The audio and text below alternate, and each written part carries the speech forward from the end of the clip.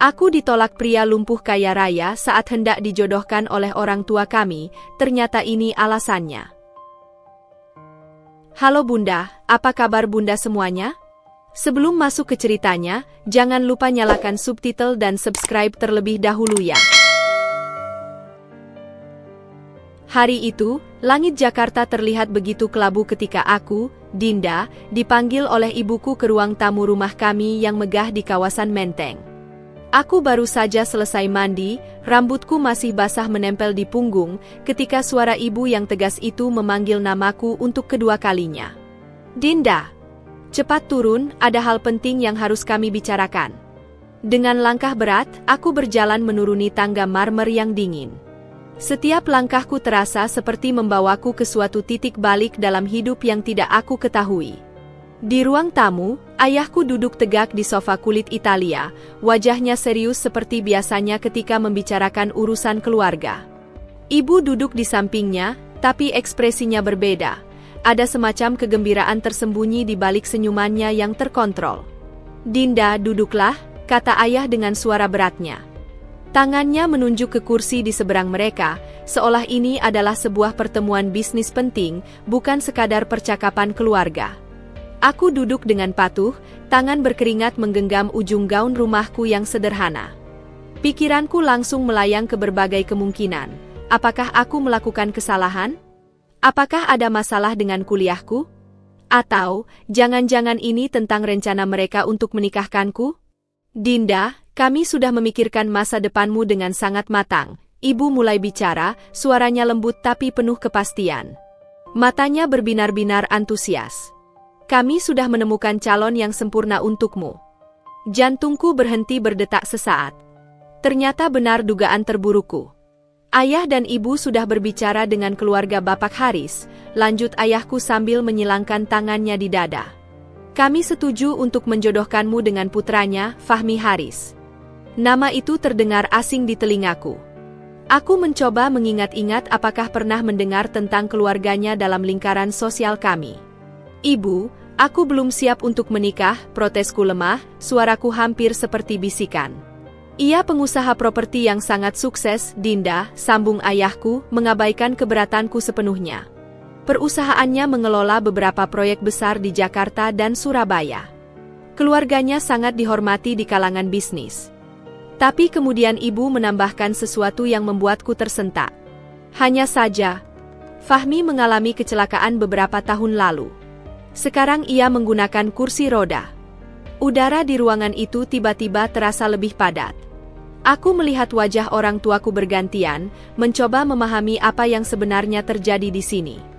Apakah mereka benar-benar ingin menikahkanku dengan seorang pria lumpuh hanya karena kekayaannya? Besok malam kita akan makan malam di rumah mereka, kata ibu dengan semangat. Kau harus memakai gaun biru muda itu, yang membuat matamu terlihat lebih cantik. Dan jangan lupa bersikap manis. Aku hanya bisa mengangguk pelan, tidak berdaya melawan keputusan mereka. Di keluarga kami, protes anak perempuan tidak pernah didengar ketika menyangkut urusan perjodohan. Tapi yang membuatku semakin tidak nyaman adalah ekspresi orang tuaku. Mereka terlihat begitu bersemangat, seolah ini adalah transaksi bisnis yang menguntungkan, bukan pernikahan putri mereka. Ketika aku berjalan kembali ke kamarku, pikiranku dipenuhi oleh bayangan pria asing yang akan menentukan masa depanku. Siapakah Fahmi Haris sebenarnya? Apakah ia setuju dengan perjodohan ini? Atau apakah ia, seperti diriku, hanya boneka di tangan orang tua yang ambisius? Malam itu, aku menatap langit gelap dari jendela kamarku, merasakan beban yang semakin berat di pundakku. Besok, hidupku mungkin akan berubah selamanya. Dan aku sama sekali tidak siap. Mobil mewah keluaran terakhir yang dikemudikan sopir keluarga meluncur perlahan memasuki gerbang besi bergaya Eropa yang megah. Aku menyipitkan mata melihat kemewahan yang tersaji di depan mataku. Rumah bergaya modern minimalis dengan lanskap taman yang begitu tertata rapi, diterangi lampu-lampu taman yang hangat. Air mancur di tengah halaman depan memancarkan tarian air yang gemulai, seolah menyambut kedatanganku dengan gemerciknya yang merdu. Luruskan bahumu, Dinda, bisik ibuku tajam dari sampingku sambil melirik penampilanku untuk kesekian kalinya sejak kami berangkat. Gaun biru muda yang dipaksakanku kenakan memang membuat kulitku yang kuning langsat terlihat lebih cerah, tapi desainnya yang ketat di bagian pinggang membuatku sulit bernapas lega. Aku menarik napas dalam-dalam saat mobil berhenti di depan teras rumah. Sebelum sempat mengumpulkan keberanianku, seorang pelayan sudah membukakan pintu mobil dengan senyum ramah. "Selamat malam, keluarga Surya. Silakan masuk, Tuan Fahmi dan keluarga sudah menunggu." Langkah kakiku terasa berat menginjak marmer mengilat yang membentang dari teras hingga ke pintu masuk utama. Aroma harum bunga melati dan gardenia menyambut kami, berasal dari rangkaian bunga segar yang menghiasi meja marmer di lobi. Suara gemerisik gaun ibuku yang mewah dan langkah mantap ayahku di belakangku membuatku semakin sadar akan betapa pentingnya malam ini bagi mereka. "Ah, keluarga Surya. Akhirnya kita bertemu." Suara lantang itu membuatku mengangkat kepala. Seorang pria paruh baya dengan tubuh tegap dan senyum lebar menyambut kami di ujung koridor. Ia pasti Bapak Haris, ayah Fahmi. Di sampingnya berdiri seorang wanita anggun dengan gaun kebaya sutra yang pasti ibunya. Namun mataku langsung tertuju pada sosok di belakang mereka. Seorang pria duduk di kursi roda, mengenakan kemeja putih lengan panjang yang rapi dengan celana hitam formal. Wajahnya tidak seperti yang kubayangkan. Aku membayangkan seorang pria tua atau setidaknya pria dengan wajah muram karena kondisinya. Tapi Fahmi Haris justru memiliki wajah yang tampan dengan rahang tegas, mata hitam yang tajam, dan senyum tipis yang misterius. "Fahmi, ini keluarga Surya," kata Bapak Haris dengan bangga. Fahmi mengangguk hormat kepada orang tuaku sebelum matanya yang gelap itu beralih kepadaku. Ada sesuatu dalam tatapannya. Bukan belas kasihan atau rasa tidak nyaman seperti yang kuduga, melainkan semacam pengamatan mendalam, seolah ia sedang menganalisis setiap detail tentang diriku. "Selamat malam, Dinda," suaranya rendah tapi jelas, terdengar terdidik dan penuh percaya diri. Aku tersipu tanpa sadar. Selamat malam, Pak Fahmi." "Panggil saja Fahmi," ujarnya sambil tersenyum lebih lebar, menunjukkan gigi-giginya yang putih rapi. Kami dipersilakan masuk ke ruang makan utama yang begitu luas dengan meja makan kayu solid sepanjang mungkin, dihiasi peralatan makan perak dan kristal yang berkilauan di bawah lampu gantung kristal megah. Aku ditempatkan tepat di sebelah Fahmi, sementara orang tua kami duduk berhadapan di ujung meja yang lain, seolah sengaja memberi kami ruang untuk berinteraksi. "Kau kuliah di Fakultas Ekonomi, ya?" tanya Fahmi setelah kami mulai menyantap hidangan pembuka. Aku mengangguk, sedikit terkejut ia mengetahui hal itu. "Ya, semester akhir." "Kau, maksudnya, kamu sudah tahu tentangku?" Matanya berbinar licik. "Tentu saja. Aku selalu melakukan riset sebelum bertemu seseorang yang penting." Kalimat itu membuat jantungku berdetak lebih kencang.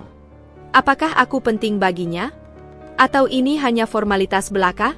Sepanjang makan malam, Fahmi terus membuatku terkejut. Ia berbicara dengan lancar tentang ekonomi global, tren pasar saham, bahkan perkembangan terbaru di dunia seni yang menjadi hobiku. Cara bicaranya begitu memikat, penuh dengan intonasi yang tepat dan pemilihan kata yang cerdas. Beberapa kali ia membuatku tersenyum dengan selingan humor-humor intelektualnya yang halus. Tapi ada satu hal yang terus menggangguku. Setiap kali pembicaraan mulai intim, matanya sesekali melirik ke arah jendela besar di sebelah ruang makan, seolah menunggu sesuatu, atau seseorang. Tatapannya menjadi jauh, pikirannya melayang ke tempat yang tidak bisa kuraih. Ketika hidangan penutup disajikan, aku memberanikan diri bertanya, "Kau sering melihat ke jendela? Menunggu seseorang?" Fahmi membeku sesaat, sendok kecil di tangannya berhenti di atas mangkuk creme brulee. Senyumannya pudar untuk pertama kalinya malam ini. "Observasimu tajam," ujarnya perlahan. "Tidak, hanya kebiasaan lama." Suasana tiba-tiba menjadi canggung. Di ujung meja, orang tua kami terlihat asyik dalam pembicaraan mereka, mungkin sedang merundingkan detail perjodohan ini. Bapak Haris dengan gagah memulai pembicaraan serius itu. "Kami dari keluarga Haris sangat menghargai kedatangan keluarga Surya malam ini," suaranya lantang mengisi ruangan, diikuti anggukan hormat dari ayahku. "Seperti yang sudah kami diskusikan sebelumnya, kami melihat adanya kecocokan yang baik antara Fahmi dan Dinda." Ibukuku langsung menyambut antusias, senyumannya melebar sampai pipinya yang tirus itu tampak lebih menonjol. Keluarga kami juga sangat bersemangat dengan kemungkinan ini. Dinda adalah putri yang penurut, pandai memasak, dan lulusan universitas ternama. Aku merasa tenggorokanku mengering. Setiap pujian yang dilontarkan ibuku seperti menegaskan bahwa aku hanyalah barang dagangan yang sedang dipamerkan kelebihan-kelebihannya. Tapi yang membuatku lebih tidak nyaman adalah ekspresi Fahmi yang semakin tegang. Tiba-tiba, sebelum ayahku sempat menambahkan sesuatu, Fahmi mengangkat tangan halus. "Maaf, Bapak Ibu, izinkan saya mengatakan sesuatu." Suaranya tenang tapi penuh wibawa, langsung mematikan setiap suara di ruangan itu. Jantungku berdegup kencang. Ada sesuatu dalam nada bicaranya yang membuat bulu kuduku merinding. Dengan segala hormat, Fahmi melanjutkan, mataku sekarang tertuju padanya, saya tidak bisa menerima perjodohan ini. Ruang tamu yang luas itu tiba-tiba terasa sempit. Ibuku tercekat, tangannya yang sedang mengangkat cangkir teh terhenti di udara. Ayahku mengerutkan kening, sementara wajah Bapak Haris memerah dengan cepat. "Apa maksudmu, Fahmi?" Tanya Bapak Haris melalui gritted teeth, suaranya bergetar antara marah dan malu. Fahmi menarik napas dalam-dalam. "Ini bukan tentang Dinda," ia menatapku sejenak, dan untuk pertama kalinya sejak kita bertemu, aku melihat penyesalan tulus di matanya. "Dinda adalah wanita yang luar biasa. Ini tentang saya. Tentang keadaan saya." Ibuku langsung menyela, suaranya nyaris melengking. "Kami tahu tentang kondisi Fahmi dan kami sama sekali tidak keberatan." Tapi Fahmi menggeleng, tangannya mengepal di atas pangkuannya. "Bukan itu masalahnya, Bu." Ia berhenti sejenak, seperti berjuang menemukan kata-kata yang tepat. "Kenyataannya adalah, saya masih mencintai seseorang. Mantan kekasih saya yang meninggalkan saya setelah kecelakaan ini." Udara di ruangan itu seakan tersedot habis. Aku melihat Ibu Fahmi menutup mulutnya dengan tangan, matanya berkaca-kaca. Ternyata ini rahasia keluarga mereka yang selama ini terpendam. "Sudah 5 tahun, lanjut Fahmi, suaranya parau, tapi saya sadar saya belum bisa membuka hati untuk orang lain. Akan tidak adil bagi Dinda jika saya menikahinya sementara hati saya masih terikat masa lalu." Aku terpana. Di tengah semua ini, di tengah tekanan orang tua, di tengah masyarakat yang mungkin akan menganggapku ditolak, pria ini justru menunjukkan integritas yang jarang kulihat. Ia lebih memilih kejujuran daripada kepura-puraan. Bapak Haris berdiri dengan gerakan kasar. "Fahmi, kita sudah membicarakan ini." "Tidak, Ayah," Fahmi memotong dengan tegas, suaranya tiba-tiba berwibawa. "Saya tidak akan membohongi Dinda dan keluarganya hanya untuk memenuhi keinginan kita." Orang tuaku saling memandang, wajah mereka memancarkan kemarahan yang tertahan. Aku bisa melihat rasa malu dan penghinaan yang bergolak di balik tatapan ayahku. Tapi yang mengejutkanku, yang kurasakan justru kelegaan. Aku tiba-tiba berdiri, membuat semua mata tertuju padaku. "Saya menghargai kejujuran Fahmi," ucapku, suaraku lebih stabil dari yang kuduga. "Lebih baik begini daripada kita memaksakan sesuatu yang tidak ada." Fahmi menatapku dengan perasaan baru, rasa hormat, mungkin juga sedikit keheranan. Tapi orang tuaku jelas tidak sepemikiranku. Dalam perjalanan pulang, mobil kami dipenuhi kesunyian yang tegang. Ibuku akhirnya meledak, "Kita dipermalukan. Ditolak oleh seorang lumpuh." "Bu," tegurku kaget. "Kau tidak mengerti, Dinda," ayahku menyahut dengan suara dingin. "Ini bukan sekadar tentang penolakan. Ini tentang harga diri keluarga kita." Aku memandang keluar jendela, melihat lampu-lampu Jakarta yang berkedip melalui air mata yang tiba-tiba menggenang. Malam ini seharusnya menjadi malam yang menentukan hidupku, tapi akhirnya justru membuka lebih banyak pertanyaan. Siapa sebenarnya Fahmi Haris? Siapa wanita yang begitu kuat mencengkeram hatinya? Dan yang paling penting, apakah alasan yang diberikannya tadi adalah alasan sebenarnya, atau ada sesuatu yang lebih besar yang disembunyikannya? Ketika kami tiba di rumah, aku langsung menuju kamarku, melepas gaun biru itu dengan gerakan kasar. Di depan cermin, aku menatap bayanganku sendiri, wanita yang baru saja ditolak, tapi justru merasa seperti baru saja terhindar dari bahaya yang tidak bisa kujelaskan. Fahmi mungkin berpikir dia telah menyelamatkanku dari pernikahan tanpa cinta. Tapi sesuatu di naluriku mengatakan bahwa kisah kita belum selesai, bahwa penolakan ini hanyalah awal dari sesuatu yang lebih besar, lebih gelap, dan lebih berbahaya daripada yang bisa kubayangkan. 3 hari telah berlalu sejak penolakan Fahmi, tetapi bayangan malam itu masih terus menghantuiku. Setiap kali menutup mata, aku kembali melihat ekspresi tegang di wajahnya saat mengucapkan kata-kata penolakan itu. Ada sesuatu yang tidak selesai, sesuatu yang menggerogoti pikiranku dan membuatku tidak bisa menerima begitu saja alasan yang diberikannya. Pagi ini, sementara orang tuaku sibuk dengan urusan mereka sendiri, ayahku mengurung diri di ruang kerjanya, ibuku sibuk menerima telepon dari sanak saudara yang penasaran, aku menyelinap ke perpustakaan kecil di rumah kami. Komputer di sana menjadi satu-satunya harapanku untuk mencari tahu kebenaran di balik Fahmi Haris. Jari-jariku menari di atas keyboard, mengetikkan namanya dengan gemetar.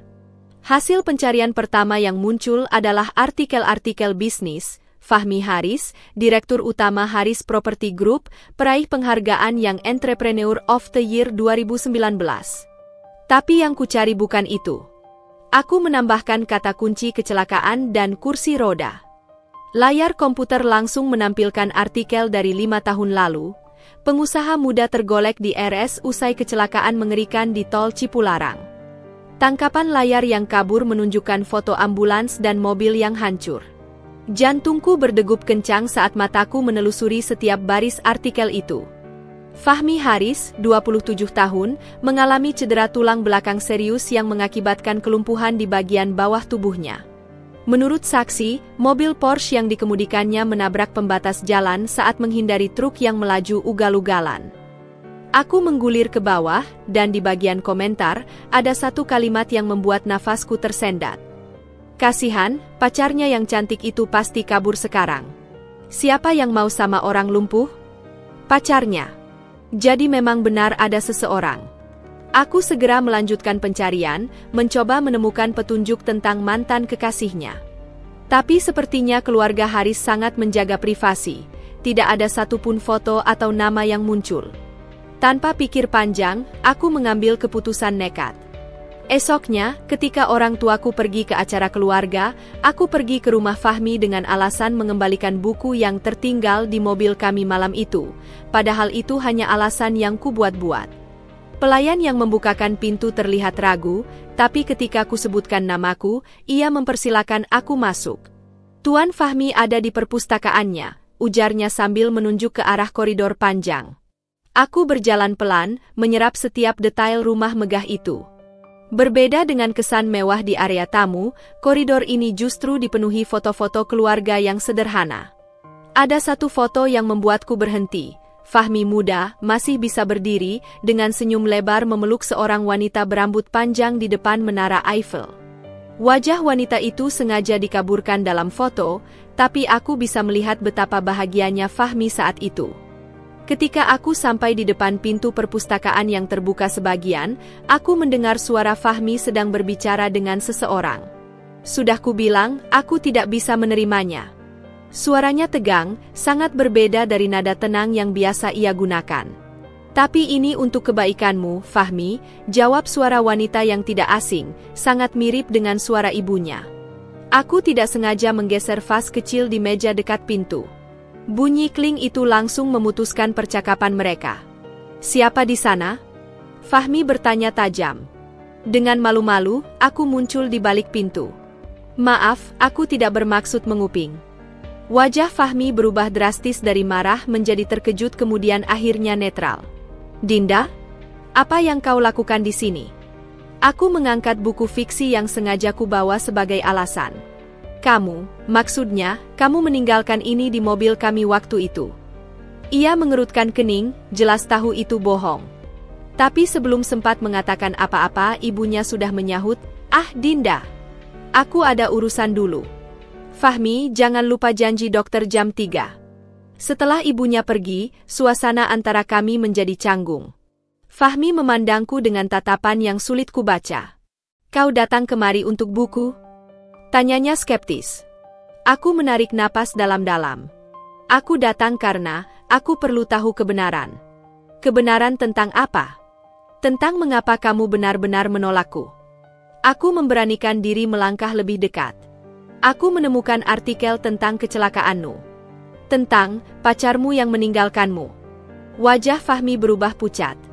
Tangannya mengepal di atas pangkuannya. Itu bukan urusanmu. Tapi kenapa kamu tidak mencoba melupakannya? Kenapa kamu membiarkan masa lalu mengendalikan masa depanmu? Fahmi tiba-tiba mengarahkan kursi rodanya mendekatiku dengan gerakan kasar. Kau pikir itu mudah? Kau pikir aku belum mencoba? Suaranya rendah tapi penuh intensitas. Setiap malam aku bermimpi bisa berdiri lagi. Setiap hari aku berharap bisa melupakannya. Tapi kenyataannya, ia berhenti, menarik napas dalam-dalam. Kenyataannya, aku lumpuh, Dinda. Lumpuh secara fisik dan emosional. Aku terpana melihat kerapuhan di balik ketegaran pria ini.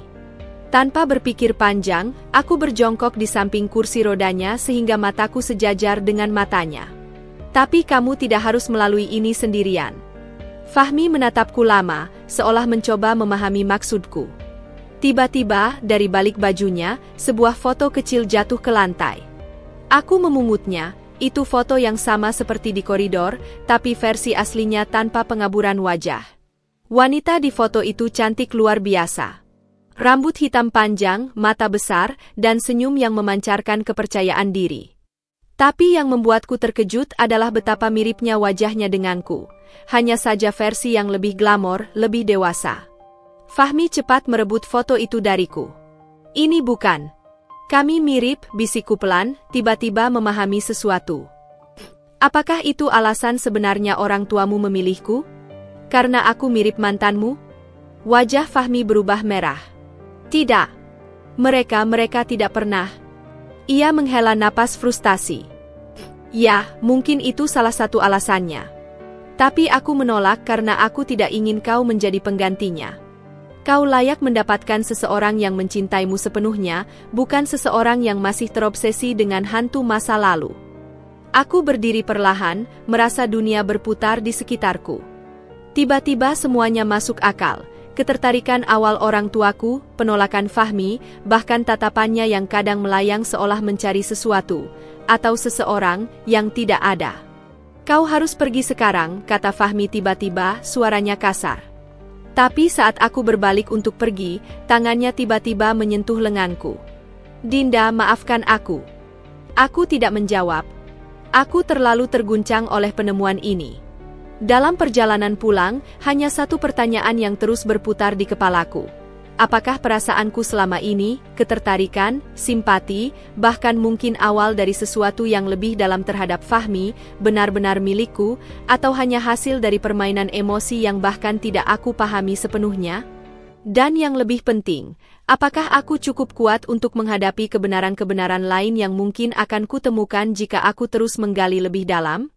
Matahari sore mulai tenggelam di balik gedung-gedung tinggi Jakarta ketika aku duduk di kafe kecil di kawasan Menteng, jari-jariku tak henti-hentinya memutar-mutar gelas cappuccino yang sudah dingin. Sejak pertemuanku dengan Fahmi 2 hari lalu, pikiranku tidak bisa lepas dari foto wanita misterius itu. Wanita yang wajahnya mirip denganku, tapi entah mengapa, membuat dadaku sesak setiap kali mengingat senyumnya yang sempurna itu. Kafe Aroma ini sengaja kupilih karena lokasinya yang hanya beberapa blok dari kompleks rumah Fahmi.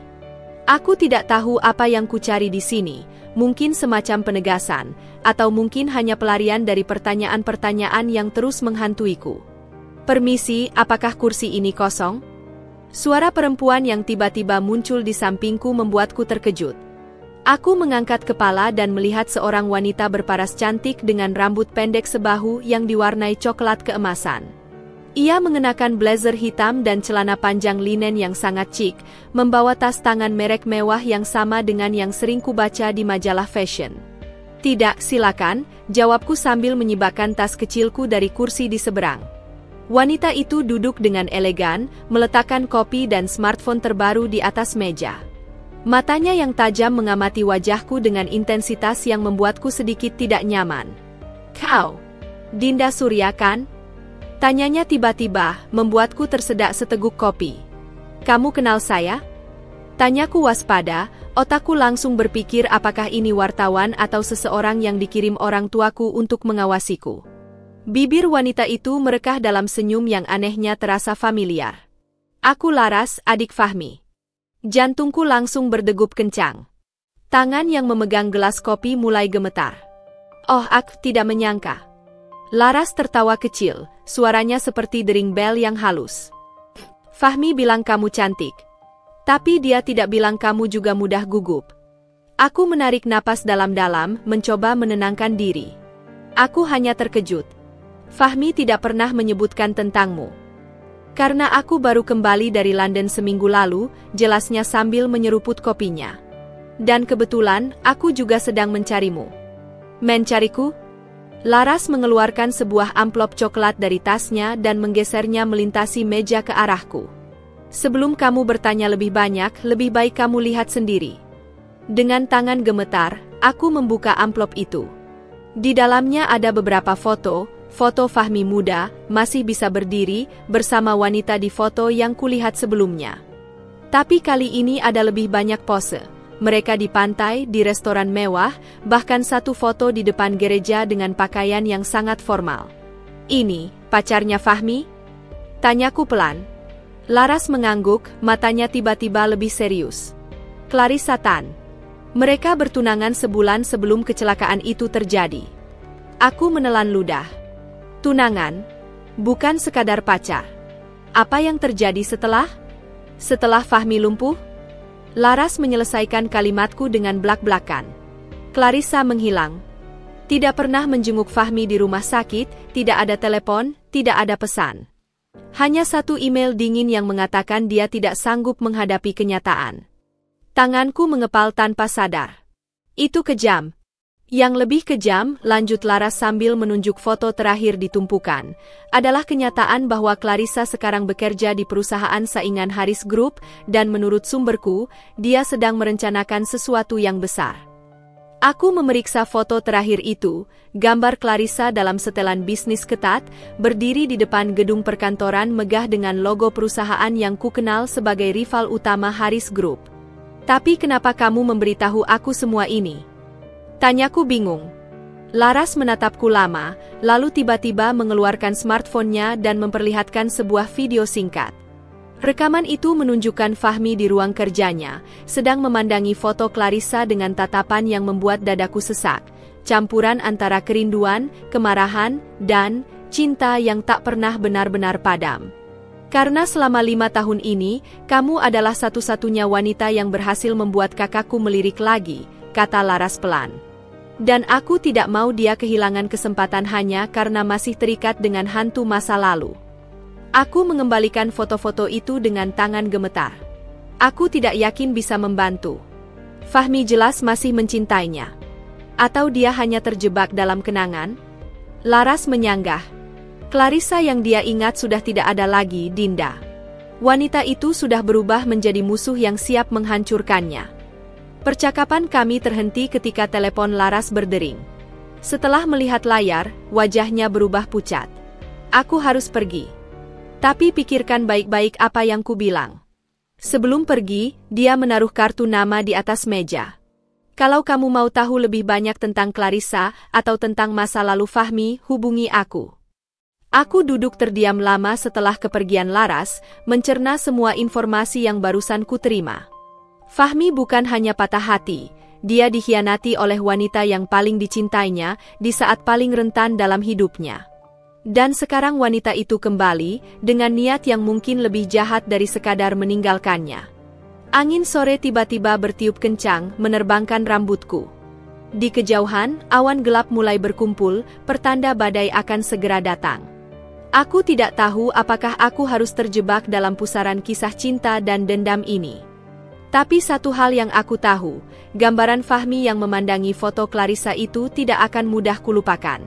Dan entah mengapa, justru itulah yang membuatku semakin ingin mengenalnya lebih dalam, memahami lukanya, dan mungkin membantunya bangkit dari keterpurukan yang sudah menahannya selama 5 tahun terakhir. Aku melipat kartu nama Laras dan memasukkannya ke dalam saku. Badai mungkin akan datang, tapi untuk pertama kalinya sejak pertemuan awal kami, aku merasa seperti akhirnya menemukan arah yang jelas, bahkan jika arah itu mungkin membawaku ke tempat yang berbahaya. Udara di ruang makan keluarga kami terasa seperti medan perang yang baru saja dilanda badai. Piring-piring makan masih tersusun rapi di atas meja kayu jati antik, tetapi makanan di dalamnya sudah dingin dan tak tersentuh. Ayahku duduk di ujung meja dengan wajah seperti batu, kedua tangannya mengepal erat di atas taplak meja yang mahal. Ibuku mondar-mandir di ruangan itu, langkahnya pendek dan cepat seperti harimau yang terkungkung dalam sangkar. Aku tidak akan membiarkan penghinaan ini berlalu begitu saja. Suara ayahku tiba-tiba menggelegar, memecah kesunyian yang tegang. Gelas kristal bergetar kecil saat tangannya yang gemetar menampar meja. Aku menyusut di kursiku, mencoba membuat diri sekecil mungkin. Ayah, mungkin kita bisa. Diam, raungnya, membuatku tersentak. Matanya yang biasanya teduh kini memancarkan amarah yang mengerikan. Kau pikir ini hanya tentang dirimu? Ini tentang harga diri keluarga kita. Ditolak oleh seorang cacat? Istilah itu menyayatku seperti pisau. Ayah, jangan bilang begitu. Ibuku tiba-tiba berhenti berjalan, wajahnya memerah. Sudah 5 generasi keluarga kita tidak pernah dipermalukan seperti ini. Suaranya tinggi dan tajam. Kakek buyutmu adalah bupati, nenekmu keturunan Ningrat Surakarta. Dan sekarang kita dihinakan oleh keluarga pedagang yang baru kaya itu. Aku menatap mereka berdua dengan perasaan asing. Ini bukan orang tuaku yang biasa ku kenal. Wajah-wajah yang biasanya penuh kasih sayang kini berubah menjadi topeng-topeng dingin yang dipenuhi kebencian dan keangkuhan. Apa yang akan kalian lakukan? Tanyaku dengan suara kecil. Ayahku menarik napas dalam-dalam, lalu mengeluarkan ponselnya. Pak Haris punya utang besar pada bank tempat aku menjadi komisaris. Aku akan tarik semua kreditnya. Dan aku sudah menghubungi Bu Lisa dari komunitas arisan, tambah ibuku dengan senyum dingin. Cerita tentang anak mereka yang cacat mental dan menolak lamaran sudah menyebar ke 3 grup WhatsApp elit Jakarta. Perutku mual mendengar itu. Ibu, itu tidak benar. Fahmi sama sekali tidak. Kau masih membela mereka? Ayahku tiba-tiba berdiri, kursinya terjatuh dengan suara keras. Setelah semua yang sudah mereka lakukan pada kita, aku menggigit bibirku sampai terasa logam darah di lidah. Ini gila. Keluarga mereka menyembunyikan trauma, keluarga kami merencanakan balas dendam. Dan aku terjebak di tengah-tengah badai ini. Aku perlu udara segar, gumamku sambil berdiri dengan gemetar. Ibuku menangkap lenganku dengan cengkeraman yang menyakitkan. Jangan kau berani mendekati keluarga itu lagi. Atau kau akan lihat konsekuensinya. Aku melepaskan diri dan lari ke kamarku, mengunci pintu dengan gemetar. Air mata akhirnya tumpah setelah sekian lama ku tahan. Ponsel di sakuku bergetar, pesan dari Laras. Ayahmu baru saja membatalkan pembiayaan proyek apartemen kami. Aku tahu ini bukan ide kamu. Tapi Fahmi, dia sangat marah. Aku belum pernah melihatnya seperti ini.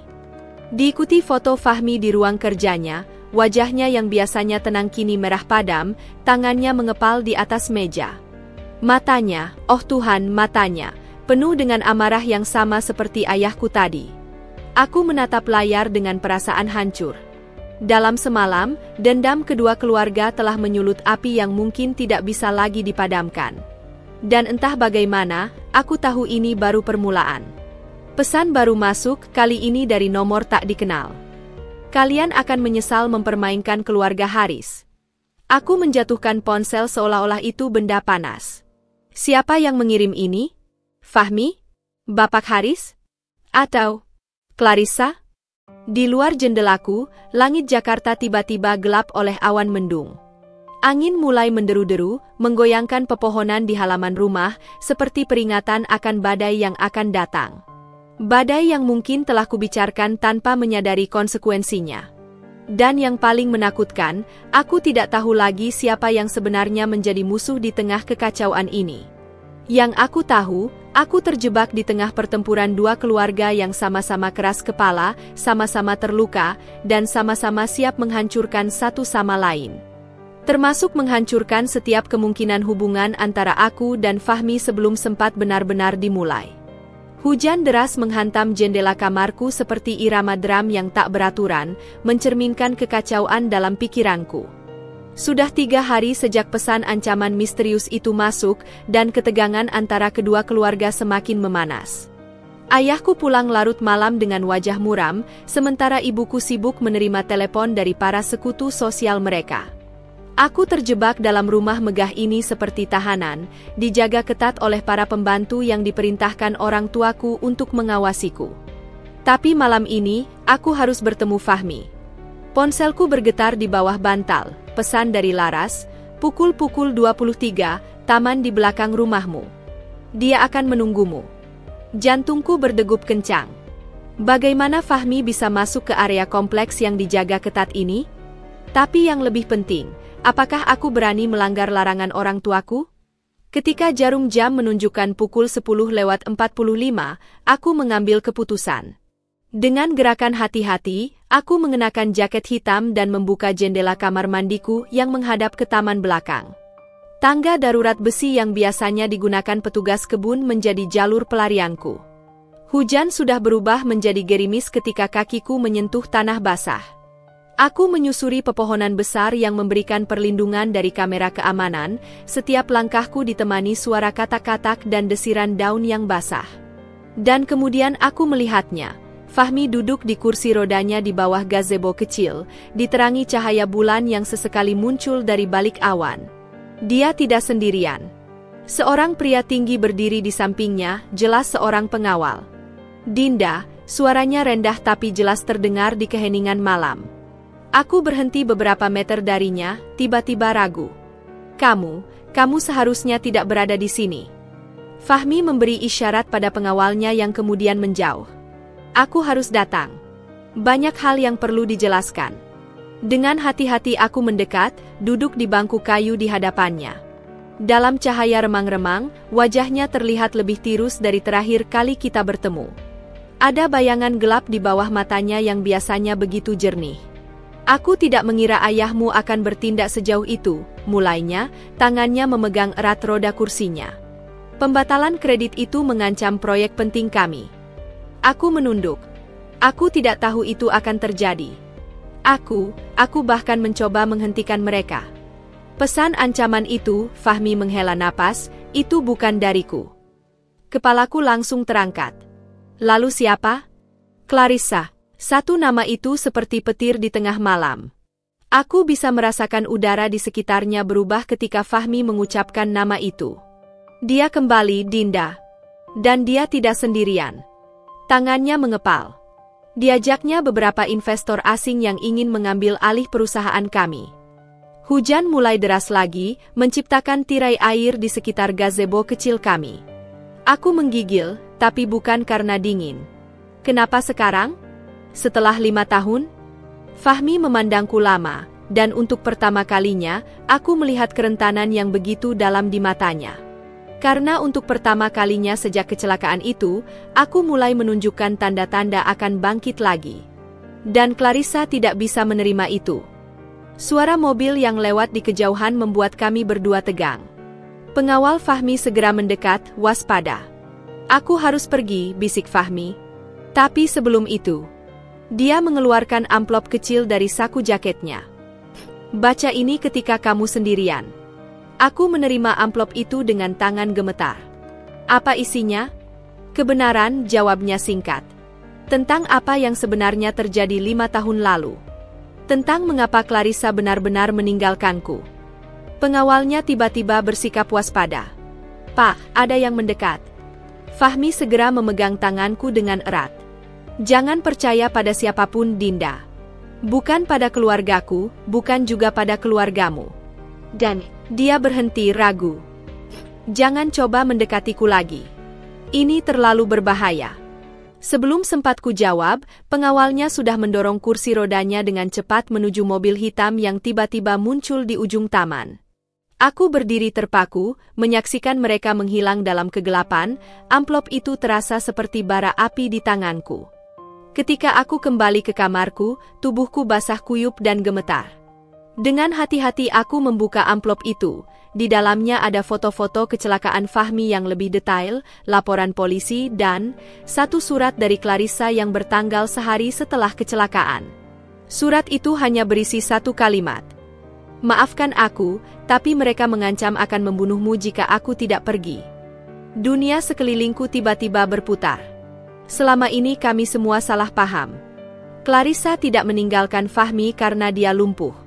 Dia pergi untuk menyelamatkannya. Dan sekarang dia kembali, dengan dendam dan sekutu yang tidak kami kenal. Di luar, hujan terus menghantam jendela seperti peringatan.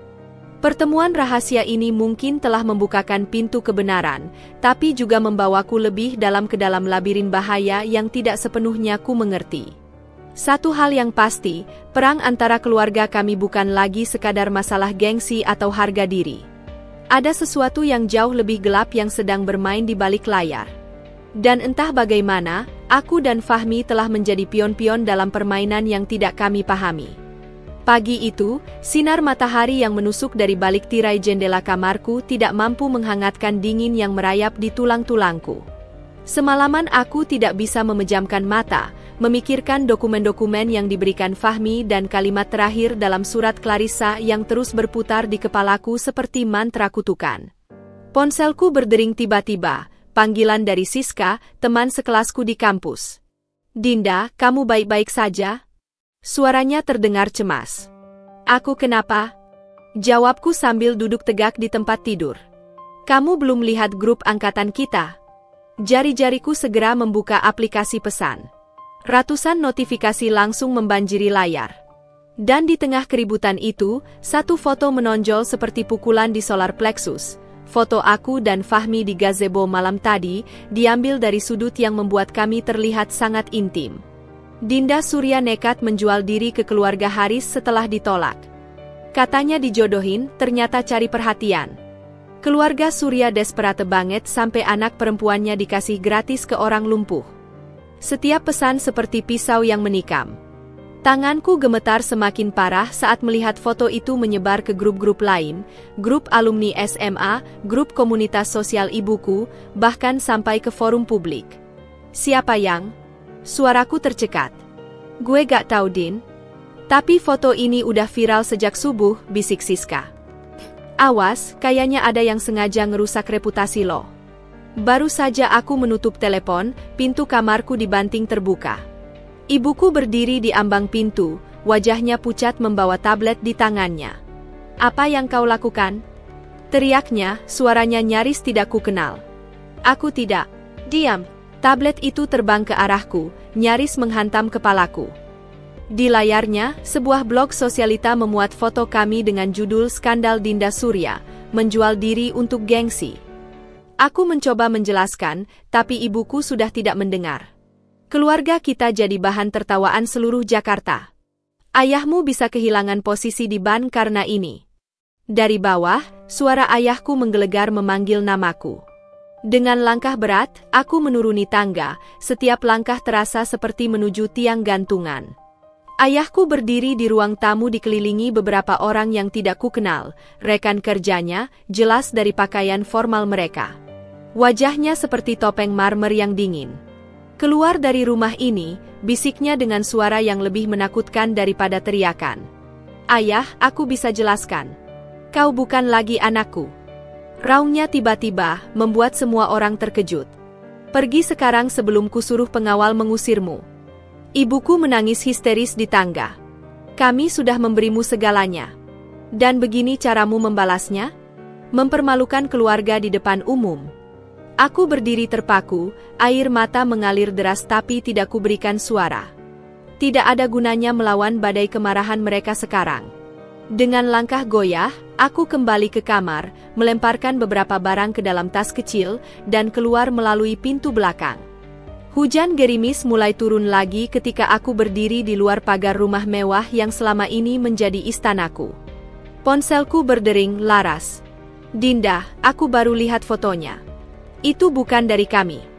Aku tahu, bisikku, suaraku parau. Fahmi sangat marah.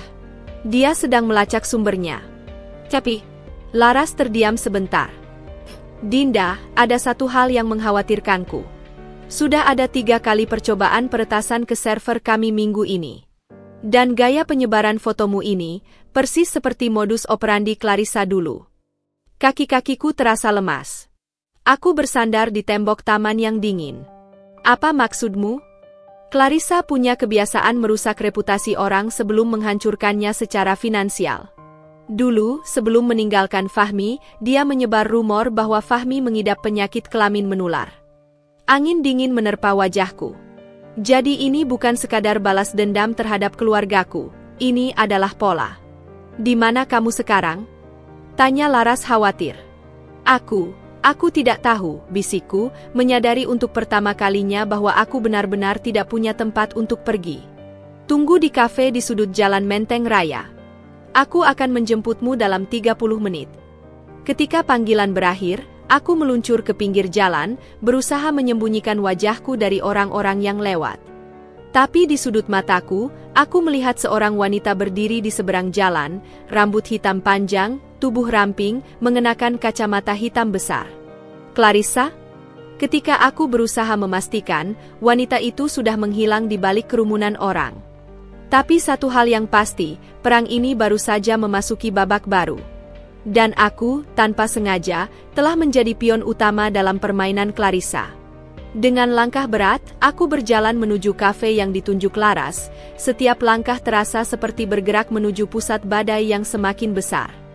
Tapi yang paling menyakitkan bukanlah pengusiran dari rumah, melainkan kenyataan bahwa semua ini mungkin adalah bagian dari rencana besar yang sudah dirancang sejak lama. Dan entah bagaimana, aku tahu bahwa foto yang beredar itu hanyalah tembakan pembuka. Kafe kecil di sudut jalan itu terasa seperti bunker penyelamatku. Aku duduk di kursi paling belakang, tangan menggenggam erat cangkir kopi yang sudah dingin, mencoba menyembunyikan wajahku dari pandangan orang-orang yang lalu lalang. Jendela kaca besar di depanku memantulkan bayanganku yang lusuh, mata sembab, rambut acak-acakan, dan jaket yang masih basah oleh hujan. Laras terlambat. Sudah hampir 1 jam aku menunggu, dan setiap detik terasa seperti siksaan. Ponselku terus bergetar. Pesan dari teman-teman yang penasaran, dari kerabat yang terkejut, bahkan dari media yang ingin mewawancarai tentang skandal itu. Aku mematikan telepon, tidak sanggup lagi menghadapi dunia luar. Pintu kafe berbunyi ketika seseorang masuk. Aku mengangkat kepala dengan harapan melihat Laras, tapi yang muncul adalah seorang wanita tinggi dengan gaun hitam ketat dan rambut panjang terurai. Wanita itu melepas kacamata hitamnya, dan aku langsung mengenali wajah itu, wajah yang sudah kulihat di foto-foto Fahmi. Clarissa Tan. Dia berjalan ke mejaku dengan langkah percaya diri, seolah sudah tahu persis di mana akan menemukanku. Tubuhku kaku, jantung berdegup kencang sampai-sampai kupikir akan meledak dari dadaku. Dinda Surya, ucapnya dengan suara serak yang mengejutkan, suara seorang perokok berat, tidak seperti penampilannya yang elegan. Akhirnya kita bertemu. Dia duduk di depanku tanpa menunggu undangan, meletakkan tas Hermes biru tua di atas meja seperti penanda wilayah. Aroma parfumnya yang mahal menusuk hidungku, campuran bunga dan kayu yang terlalu kuat.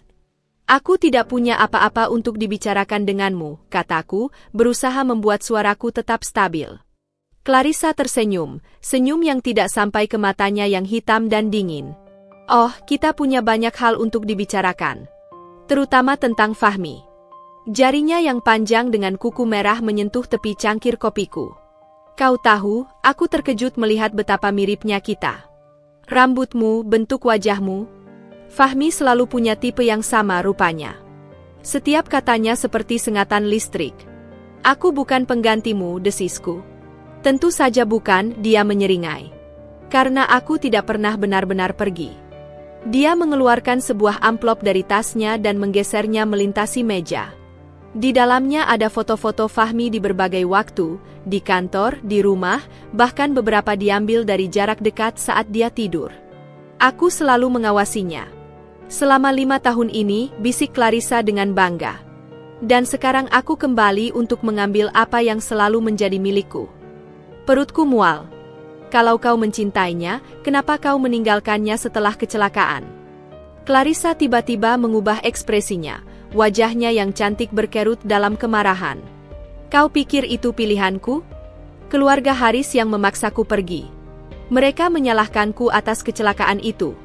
Mereka mengancam akan menghancurkanku jika tidak pergi. Dia menarik napas dalam-dalam, mencoba menenangkan diri. Tapi sekarang semuanya akan berbeda. Aku kembali dengan kekuatan yang tidak mereka miliki. Dan kau? Matanya menyapu tubuhku dengan tatapan merendahkan. Kau hanya rintangan kecil yang harus disingkirkan. Pintu kafe terbuka lagi, dan kali ini Laras yang muncul, wajahnya pucat melihat Clarissa duduk di mejaku. Dengan langkah cepat, dia mendekati kami. Clarissa, Laras menyapa dengan suara datar. Sudah kubilang jangan mendekati mereka. Clarissa tertawa, suara yang tidak enak didengar, penuh kepalsuan. Laras sayangku, sudah lama tidak bertemu. Masih jadi anjing penjaga kakakmu? Laras tidak terganggu oleh hinaan itu. Dinda, ayo pergi. Clarissa tiba-tiba menangkap pergelangan tanganku ketika aku berdiri. Cengkeramannya kuat, kukunya yang tajam menancap ke kulitku. Dengarkan baik-baik, gadis kecil, bisiknya dengan nada mengancam. Fahmi adalah milikku. Selalu begitu, selalu akan begitu. Foto-foto yang beredar tadi? Itu hanya permulaan. Jika kau tidak menghilang dari hidupnya, aku akan menghancurkanmu dan seluruh keluargamu. Laras menarik tanganku dengan kasar, melepaskanku dari cengkeraman Clarissa. Kau sudah kehilangan sentuhan, Clarissa. Dulu kau lebih halus dari ini. Kami berjalan meninggalkan kafe, tapi sebelum pintu tertutup, Clarissa berteriak, Fahmi akan kembali padaku, Laras. Dia tidak pernah bisa melupakanku. Di dalam mobil Laras, aku gemetar tak terkendali. Semua yang dikatakan Clarissa berputar-putar di kepalaku. Dia gila, bisik Laras sambil menyalakan mesin. Tapi yang lebih menakutkan, dia punya sumber daya untuk mewujudkan ancamannya. Kenapa? Kenapa dia begitu yakin Fahmi akan kembali? Tanyaku, masih berusaha memahami semua yang terjadi. Laras memandangku dengan mata penuh belas kasihan. Karena dalam 5 tahun ini, Fahmi memang tidak pernah benar-benar melepaskannya. Dia mungkin benci padanya, tapi benci dan cinta. Dia menghela napas. Kedua emosi itu berasal dari tempat yang sama di hati manusia. Mobil melaju melalui jalanan Jakarta yang ramai, tapi pikiranku jauh dari sini. Aku baru saja berhadapan dengan hantu dari masa lalu Fahmi. Hantu yang ternyata sangat nyata, sangat berbahaya, dan sangat yakin akan haknya atas pria itu. Dan yang paling mengerikan, dalam hati kecilku, aku mulai bertanya-tanya, apakah mungkin Fahmi memang masih mencintainya? Apakah semua penolakannya padaku hanya karena hatinya masih terikat pada wanita itu? Laras memarkir mobil di depan sebuah apartemen mewah. Ini tempat aman. Fahmi menyewanya untuk keadaan darurat. Ketika kami masuk ke dalam, satu hal yang semakin jelas bagiku. Pertemuanku dengan Clarissa bukanlah akhir. Itu hanyalah awal dari pertempuran yang lebih besar. Pertempuran untuk hati Fahmi, yang mungkin sudah lama tidak menjadi milik siapa-siapa. Dan entah bagaimana, aku tidak yakin lagi apakah aku siap untuk berperang dalam pertempuran yang bahkan tidak pernah ku minta ini. Apartemen yang disewa Fahmi ternyata lebih mirip benteng daripada tempat tinggal. Sistem keamanan berlapis, kamera pengintai di setiap sudut, bahkan jendela-jendelanya dilapisi kaca anti peluru. Laras memandu aku melewati koridor sempit menuju ruang tamu utama, di mana monitor-monitor CCTV menampilkan berbagai sudut gedung secara real-time. Kami tidak bisa mengambil risiko, ujar Laras sambil mengetik sesuatu di tabletnya. Clarissa bukan lagi wanita sembrono yang kami kenal dulu. Sekarang dia punya sumber daya dan koneksi yang berbahaya. Aku menatap layar-layar itu, memperhatikan setiap wajah yang lewat di depan gedung. Apa yang sebenarnya dia inginkan dari Fahmi? Kalau cuma soal cinta, kenapa sampai harus main kotor seperti ini? Laras menghela napas panjang dan menggeser sebuah dokumen ke arahku. Ini laporan investigasi privat yang kami dapatkan 2 bulan lalu. Clarissa sekarang menjadi kepala operasi Asia untuk grup Valtierra, konglomerat properti yang menjadi pesaing terberat Haris Group. Halaman pertama menampilkan foto Clarissa dengan setelan bisnis ketat berdiri di samping seorang pria paruh baya berambut perak. Stefan Valtierra jelas Laras, pemilik grup itu. Dan menurut sumber kami, mereka lebih dari sekadar rekan bisnis. Aku menelusuri dokumen itu dengan jari gemetar. Laporan transaksi mencurigakan, bukti penyadapan ilegal, bahkan dugaan pemerasan terhadap beberapa pejabat. Clarissa ternyata telah berubah menjadi predator bisnis yang kejam. Tapi bagian ini yang paling mengkhawatirkan. Laras membalik ke halaman terakhir. Sebuah analisis keuangan menunjukkan upaya pengambil alihan saham terselubung terhadap Harris Group. Mereka sudah membeli 18% saham kami melalui perusahaan-perusahaan Shell. Beberapa hari lagi, mereka bisa mencapai 25%, angka yang cukup untuk memveto keputusan strategis. Pintu apartemen tiba-tiba terbuka dengan suara bip. Fahmi masuk dengan kursi rodanya, wajahnya pucat dan berkeringat. "Kalian berdua baik-baik saja?" Suaranya parau, matanya langsung menatapku dengan intens. Aku ingin berlari dan memeluknya, tapi ingatanku pada foto-foto yang kulihat tadi, Fahmi yang memandang foto Clarissa dengan kerinduan, membuatku tetap di tempat. "Clarissa mengancam Dinda," lapor Laras singkat. Fahmi mengutuk dalam bahasa Jerman, satu-satunya kali aku mendengarnya mengumpat. "Aku baru saja bertemu dengan pengacara kami. Foto-foto yang beredar itu berasal dari kamera pengintai yang dipasang di taman rumahmu," katanya kepadaku. Tapi yang lebih buruk, dia mengeluarkan smartphone-nya dan memperlihatkan sebuah email. "Ini datang tadi pagi. Email itu hanya berisi satu baris. Kembalilah padaku, atau aku akan menghancurkan setiap orang yang kau cintai. Termasuk boneka kecilmu itu." Clarissa selalu pandai memanipulasi, bisik Fahmi, tangannya mengepal. Dulu dia memakai cinta, sekarang dia memakai ancaman. Laras tiba-tiba berdiri. "Ada satu hal yang belum kami beritahu padamu, Dinda." Dia bertukar pandangan dengan Fahmi, yang kemudian mengangguk pelan. "Kecelakaan Fahmi 5 tahun lalu," lanjut Laras, "tidak sepenuhnya kecelakaan. Udara di ruangan itu seketika berubah." "Apa maksudmu?" tanyaku pelan. Fahmi mengarahkan kursinya mendekatiku. "Rem mobilku dicurangi. Polisi menutupi kasusnya karena tekanan dari keluarga Valtierra. Dan Clarissa." Suaranya pecah. Clarissa adalah satu-satunya yang tahu rute perjalananku malam itu. Pikiranku berputar-putar mencerna informasi ini. "Jadi, dia mencoba membunuhmu? Atau membuatku cacat sehingga mudah dikontrol?" jawab Fahmi dingin. "Ketika rencana itu gagal karena aku tetap independen, dia meninggalkanku. Dan sekarang, ketika Harris Group mulai mengancam dominasi Valtierra di Asia Tenggara, dia kembali," simpulku dengan perasaan mual. Fahmi mengangguk, matanya gelap. "Dan kali ini, dia tidak akan berhenti sampai mendapatkan apa yang diinginkannya, kontrol penuh atas perusahaan, dan aku." Aku berdiri dan berjalan ke jendela, memandang kota Jakarta yang sibuk di bawah. Tiba-tiba semua potongan mulai menyatu. Penolakan Fahmi padaku bukan hanya tentang trauma masa lalu, tapi juga upaya melindungiku dari monster yang dia kenal terlalu baik. "Jadi apa rencanamu sekarang?" tanyaku sambil menatapnya melalui pantulan kaca jendela. Fahmi mengarahkan kursinya mendekatiku. "Pertama, mengamankanmu. Kedua, menghentikan pengambil alihan saham.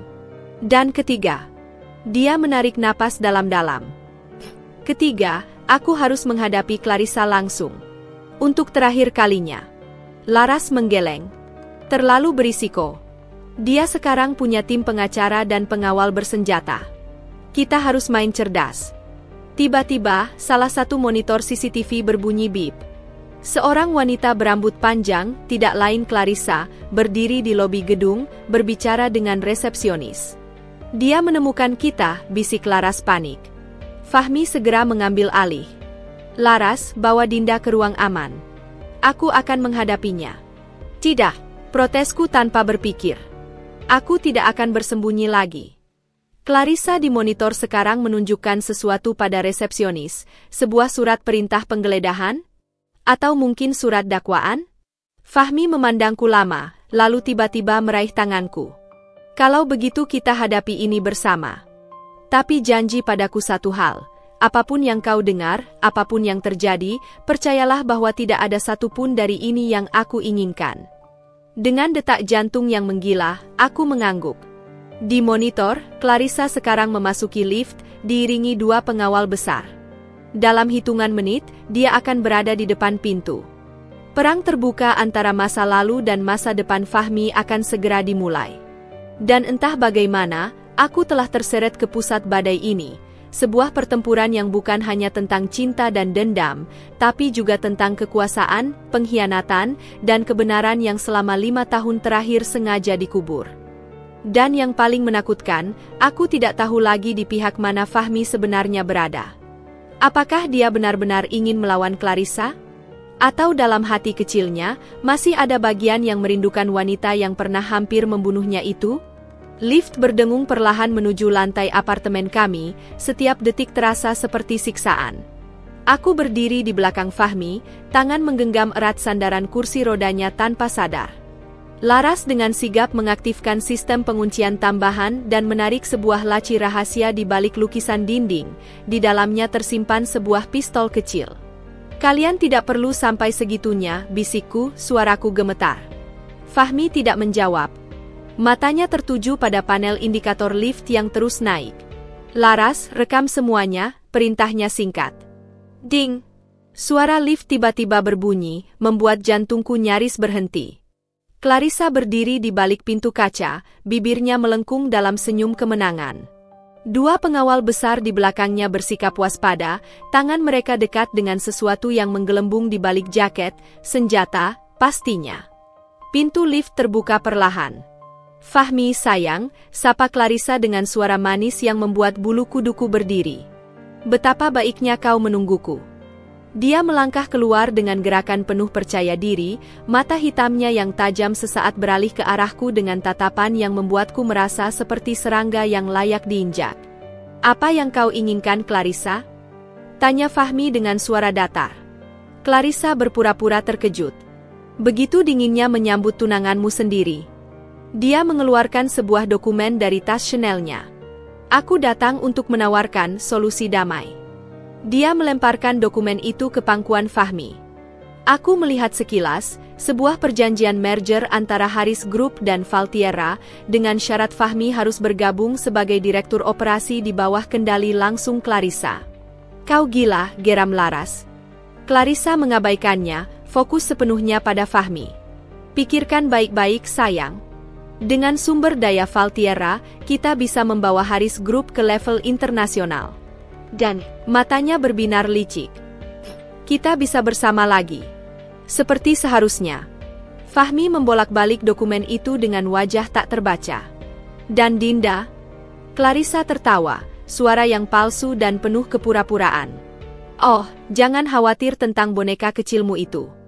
Dia akan mendapat kompensasi yang cukup untuk menghilang dari hidup kita. Aku menggigit bibirku sampai terasa darah di lidah. Tapi yang lebih menyakitkan adalah diamnya Fahmi. Apakah dia benar-benar mempertimbangkan tawaran ini? Ada satu hal yang menggelitiku, Clarissa, ujar Fahmi tiba-tiba, mengangkat wajahnya. Kalau kau sangat mencintaiku, kenapa kau mencoba membunuhku 5 tahun lalu? Suasana berubah drastis. Senyum Clarissa pudar. Apa yang kau bicarakan? Fahmi mengeluarkan smartphone-nya dan memutar sebuah rekaman. Suara Clarissa yang jelas-jelas berbicara dengan seseorang tentang menyingkirkan penghalang dan kecelakaan yang disayangkan. Kau menyadap teleponku? Raung Clarissa, wajahnya memerah.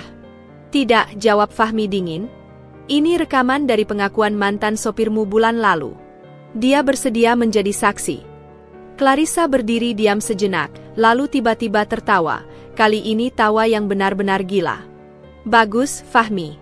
Kau memang selalu lebih pintar dari yang kukira. Dia melangkah mundur, memberi isyarat pada pengawalnya. Tapi kau lupa satu hal, aku selalu punya rencana cadangan. Dengan gerakan cepat, salah satu pengawalnya mengeluarkan pistol dan menembakkan sesuatu ke arah Fahmi. Bukan peluru, tapi semacam dart kecil yang menancap di lehernya. Tidak, teriakku, melompat ke depan tanpa berpikir. Fahmi sudah terkulai di kursinya, matanya berputar ke belakang. Laras langsung menarikku mundur sambil mengarahkan pistolnya. "Jangan khawatir sayang," bisik Clarissa sambil membelai rambut Fahmi yang tak berdaya. "Ini hanya obat penenang. Aku tidak akan menyakitinya, belum." Dia memberi isyarat pada pengawalnya yang lain, yang segera mendorong kursi roda Fahmi masuk ke lift. "Kau tidak akan pergi begitu saja," teriak Laras, mengancam akan menembak. Clarissa berbalik dengan senyum dingin. "Oh, aku hampir lupa." Dia mengeluarkan amplop lain dan melemparkannya ke lantai. "Buat Dinda. Biar dia tahu persis apa yang dia hadapi." Sebelum Laras atau aku bisa bereaksi, lift sudah menutup dan Clarissa menghilang bersama Fahmi yang tak sadarkan diri. Dengan tangan gemetar, aku mengambil amplop itu. Di dalamnya ada foto-foto, foto Fahmi dan Clarissa di berbagai tempat tidur, dalam berbagai pose intim. Dan satu catatan kecil. "Ini adalah Fahmi yang sebenarnya. Bukan pria lumpuh yang kau kenal. Dan dia akan kembali menjadi milikku, dalam setiap arti kata." Laras segera menelepon seseorang, memerintahkan pelacakan lift dan penyiapan tim penyelamatan. Tapi aku hanya bisa terduduk lemas, foto-foto itu berserakan di pangkuanku. Di satu sisi, aku tahu ini semua adalah bagian dari permainan psikologis Clarissa. Tapi di sisi lain, ada pertanyaan yang terus menghantuiku. Apakah Fahmi benar-benar tidak memiliki perasaan lagi padanya? Apakah mungkin, dalam keadaan tertentu, dia akan kembali pada wanita yang pernah mencoba membunuhnya? Dan yang paling penting, apakah aku cukup kuat untuk menghadapi kemungkinan itu jika kami berhasil menyelamatkannya? Laras menutup telepon dengan wajah pucat. Kami melacaknya. Clarissa membawanya ke rumah sakit swasta milik Valtierra. Menurut sumber kami, mereka punya tim spesialis di sana. Spesialis apa? Tanyaku dengan suara serak. Laras menatapku dengan mata penuh belas kasihan. Rehabilitasi neurologis. Dan cuci otak. Dunia di sekitarku tiba-tiba berputar. Clarissa tidak hanya ingin menguasai perusahaan Fahmi, dia ingin mengembalikan Fahmi versi lama, versi sebelum kecelakaan, sebelum lumpuh, sebelum aku. Dan sekarang, pertarungan ini bukan lagi tentang menyelamatkan perusahaan atau bahkan nyawa Fahmi. Ini tentang menyelamatkan jati dirinya, pria yang selama ini ku kenal dan ku cintai. Tanpa sadar, air mata mengalir deras di wajahku. Kita harus menyelamatkannya, Laras. Sebelum Clarissa menghancurkan siapa dia sekarang. Laras mengangguk, matanya juga berkaca-kaca. Kita butuh rencana. Dan bantuan.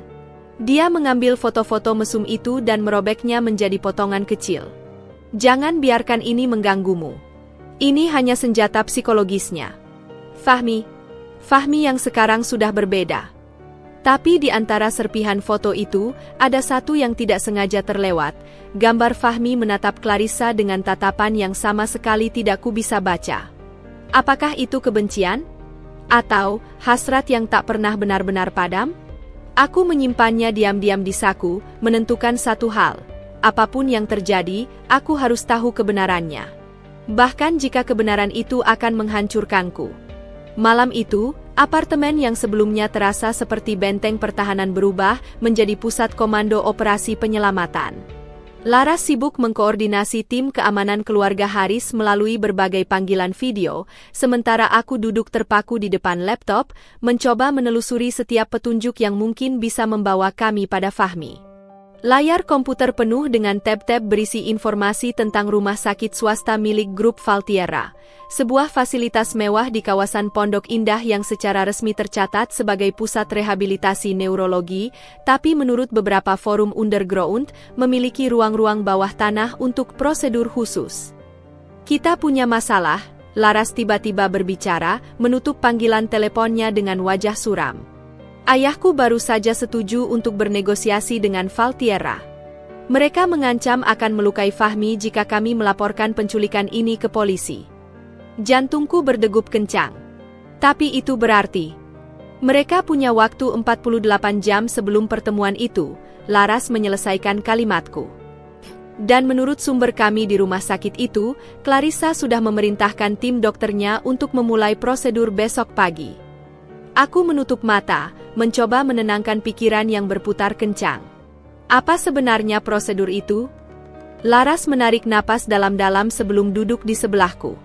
Menurut mantan karyawan yang kami wawancarai, mereka menggunakan kombinasi obat-obatan eksperimental dan hipnoterapi untuk memodifikasi ingatan dan kepribadian pasien.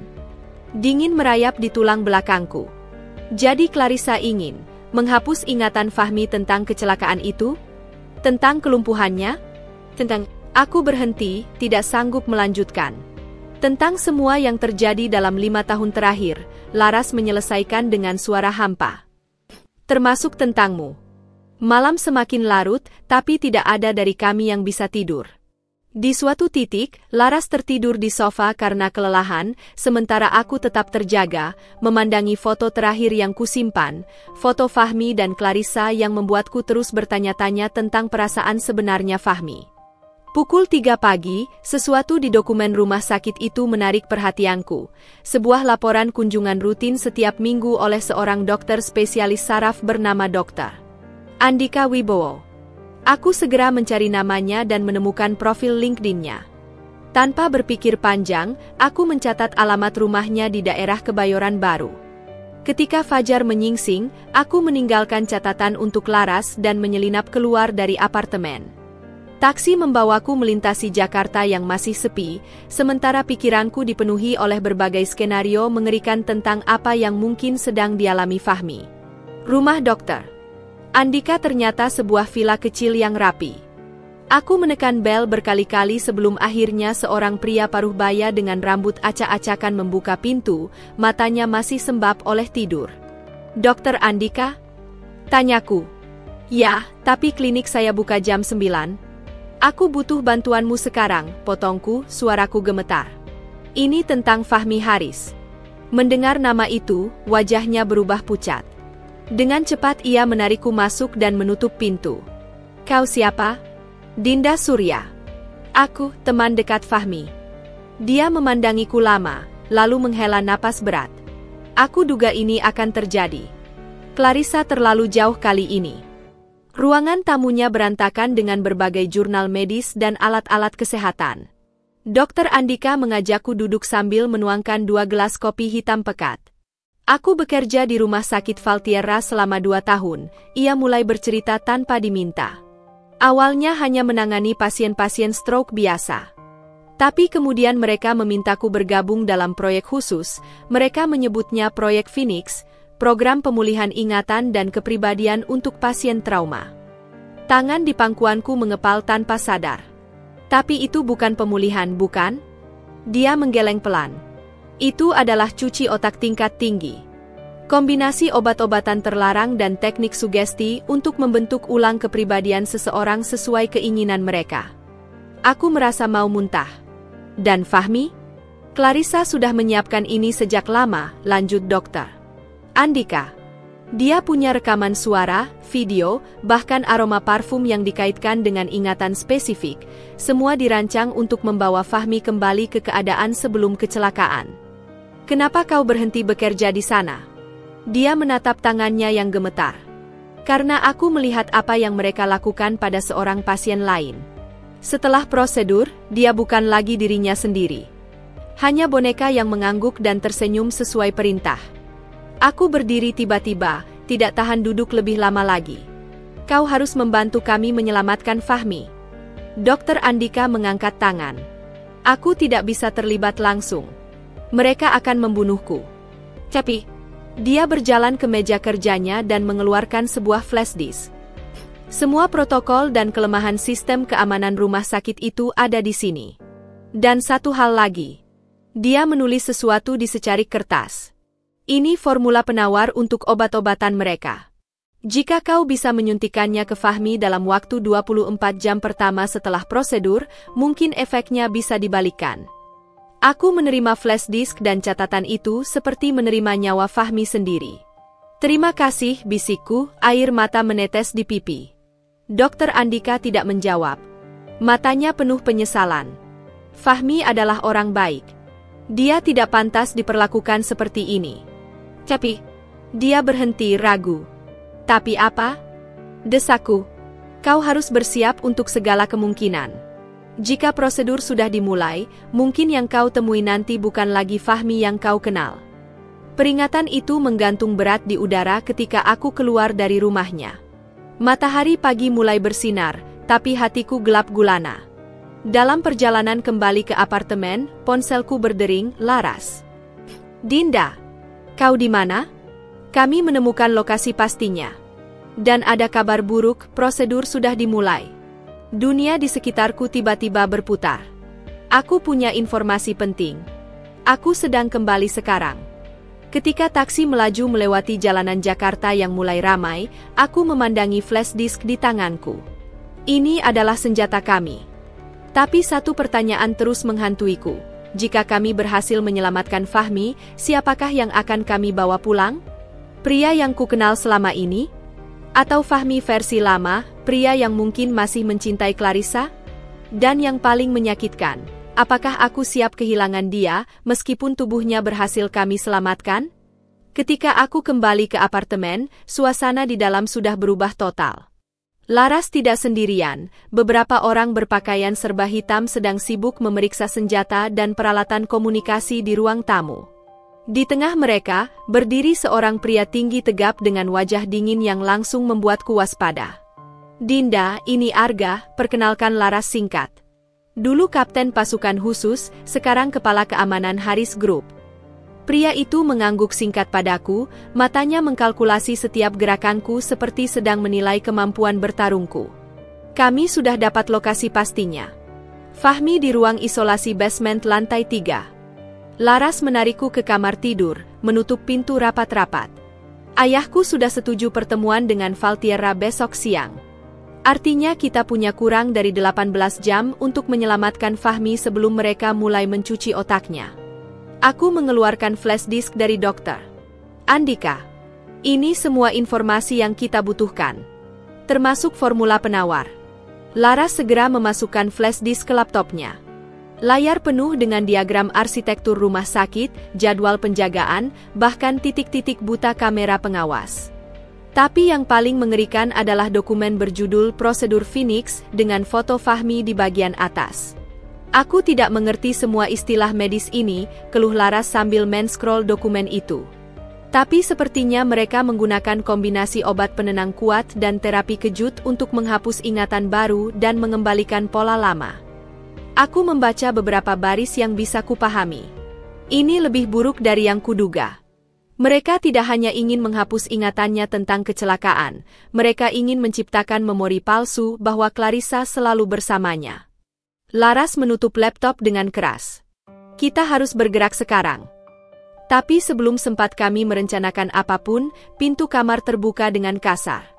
Arga berdiri di sana dengan wajah tegang. Kita ada masalah. Keluarga Surya baru saja mengumumkan pertunangan Dinda dengan Ardi Lesmana. Dunia di sekitarku tiba-tiba berhenti. Apa? Laras segera membuka situs berita sosialita. Di sana, tersebar foto ibuku tersenyum lebar berdiri di samping seorang pria muda yang tidak asing, Ardi, putra salah satu konglomerat sahabat ayahku. Judulnya, Keluarga Surya tetap di kasta atas. Dinda dijodohkan dengan Ardi Lesmana setelah ditolak pria lumpuh. Taktik pengalihan, geram Laras. Mereka sengaja membuatmu sibuk dengan skandal ini agar tidak bisa membantu Fahmi. Ponselku tiba-tiba berdering, nomor ayahku. Dengan gemetar aku mengangkatnya. Dinda, suara ayahku dingin dan datar.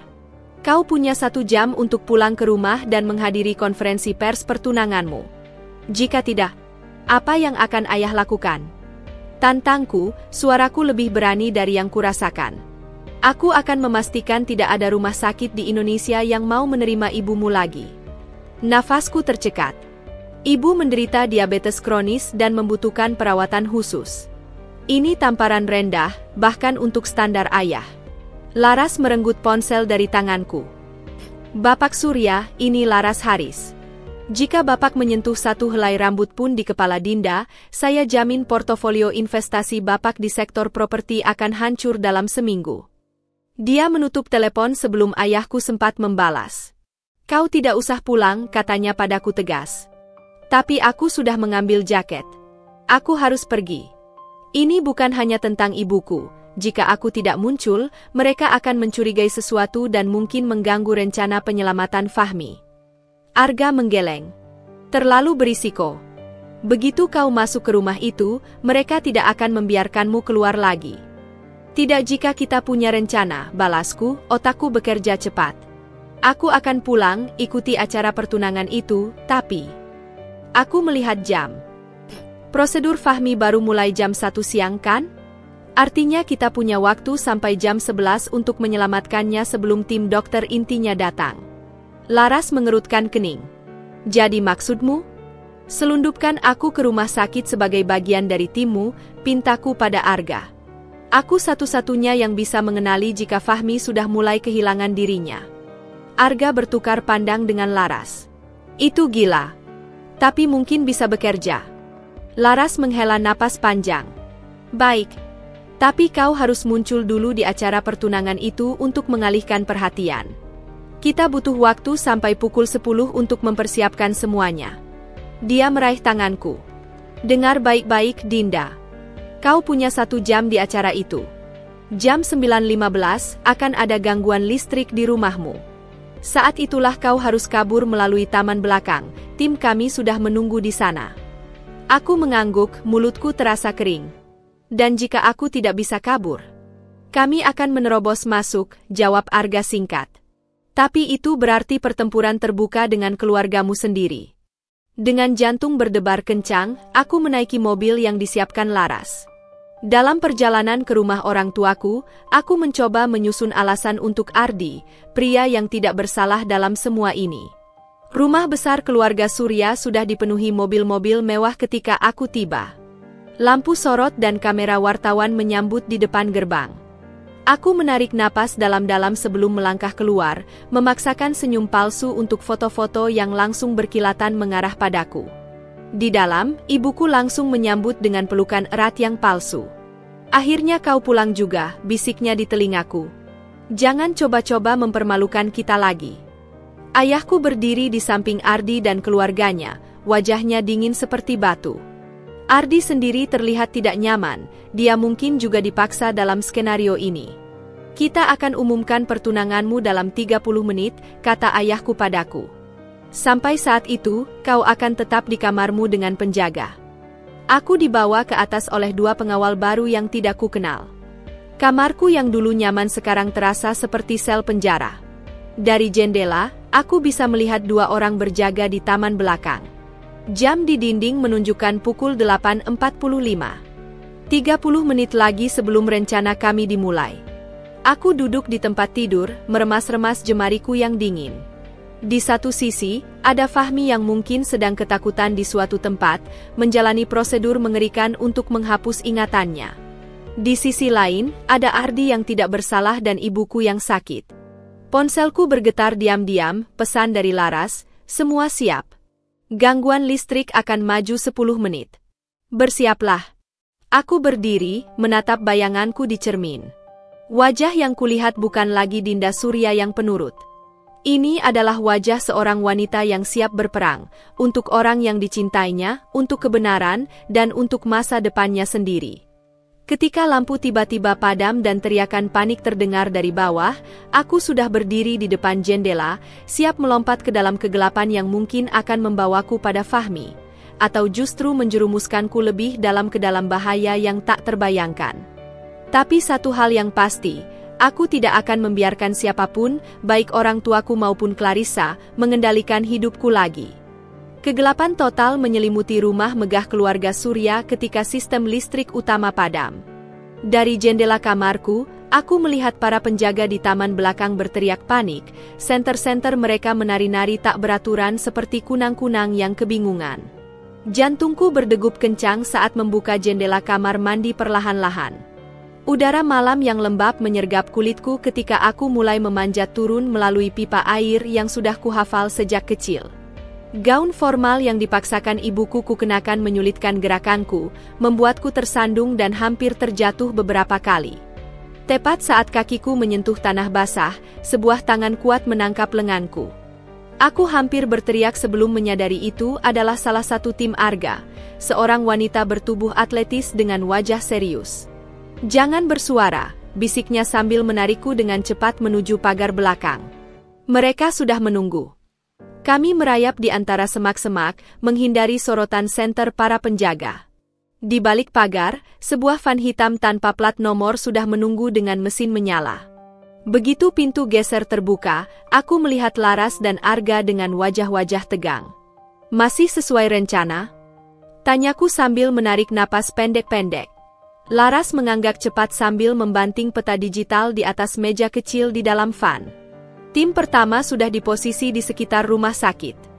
Tapi ada perubahan, Clarissa memajukan jadwal prosedurnya. Menurut sumber kami, mereka sudah mulai 1 jam yang lalu. Darahku berdesir dingin. Berarti Fahmi sudah. Kita masih punya waktu, potong Kapten Arga. Menurut dokumen itu, efek permanen baru terjadi setelah 6 jam. Van melaju cepat melalui jalanan Jakarta yang mulai sepi. Laras membanting sebuah tas di pangkuanku. Ganti pakaian. Kita akan menyusup sebagai tim pemelihara. 10 menit kemudian, aku sudah mengenakan seragam biru tua dengan badge palsu bertuliskan PT. Medika Utama, teknisi biomedis. Kapten Arga dan 3 anggota timnya juga sudah berubah wujud menjadi pekerja kasar dengan perlengkapan lengkap. Pendengar telinga, kata Laras sambil memberiku sebuah perangkat kecil. Kita akan terus berkomunikasi melalui ini. Ikuti semua perintah Kapten, jangan mengambil inisiatif sendiri. Rumah sakit Valtierra muncul di kejauhan, sebuah gedung putih tinggi dengan desain modern yang terlihat lebih seperti hotel bintang 5 daripada fasilitas medis. Van kami berhenti di area parkir belakang. Tim A posisi, bisik Kapten Arga ke walkie-talkie-nya. Jawaban datang statis. Di tempat. Kamera timur sudah dinonaktifkan. Kami bergerak cepat melalui pintu servis, dengan Kapten Arga memimpin sambil membawa kotak peralatan besar. Seorang satpam menghadang kami di koridor bawah tanah. Surat tugas? Kapten Arga dengan santai mengeluarkan dokumen palsu. Pemeliharaan rutin generator cadangan. Dinas Kesehatan akan inspeksi besok.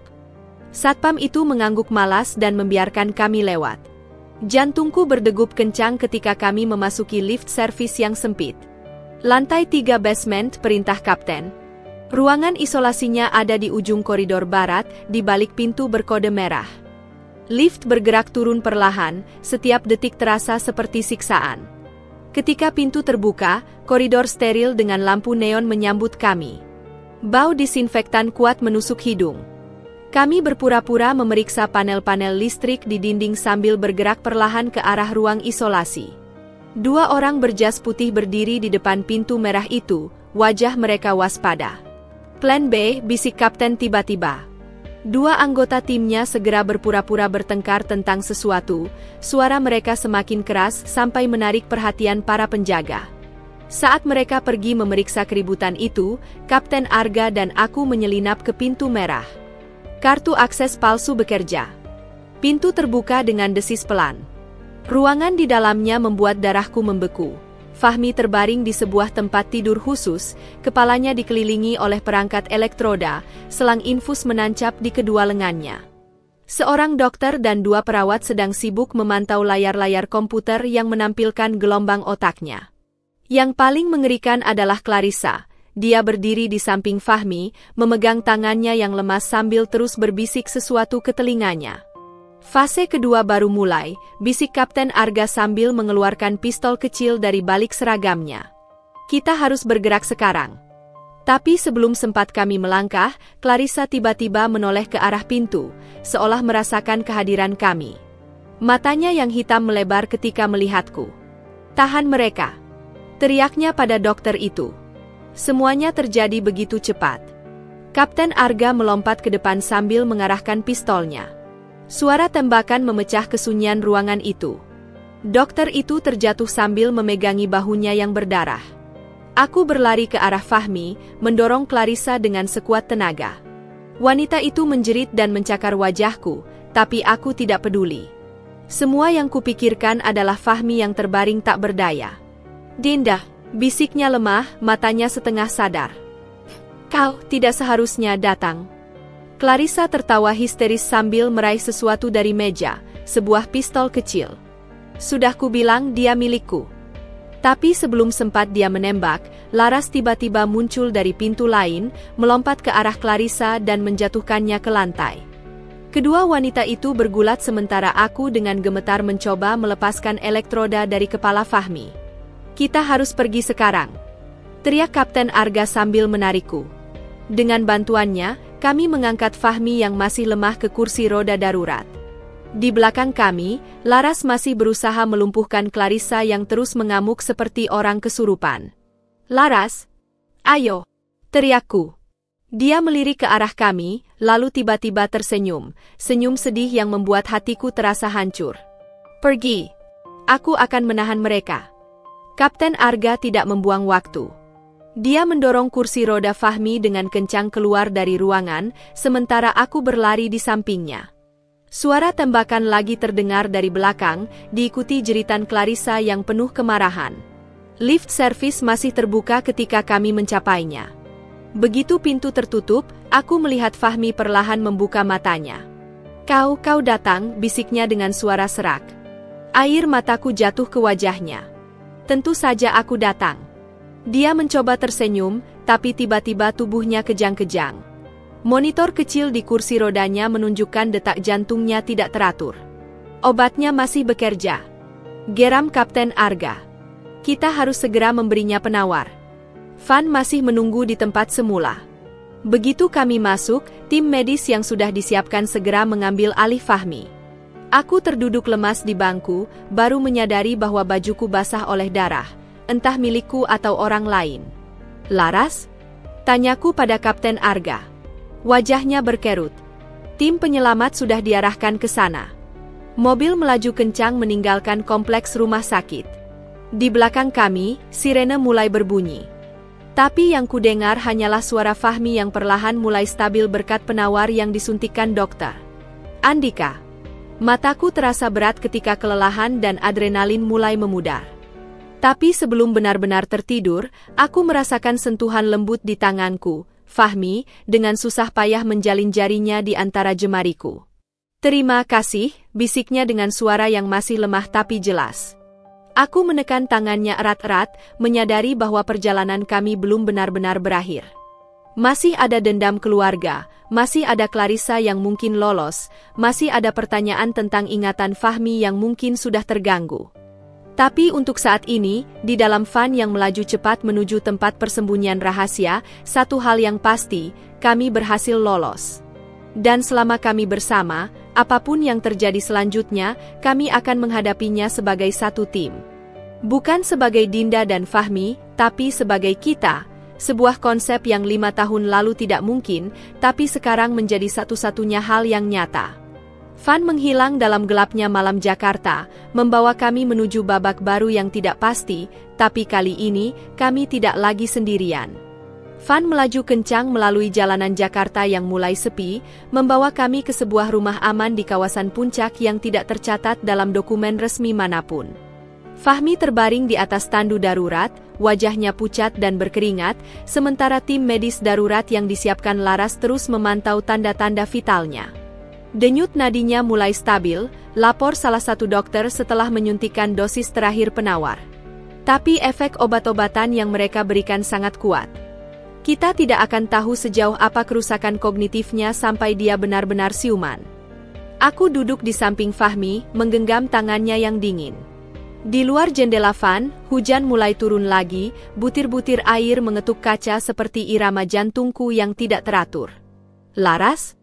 tanyaku sekali lagi pada Kapten Arga yang sedang sibuk berkomunikasi melalui headset. Wajahnya yang biasanya keras tiba-tiba berkerut.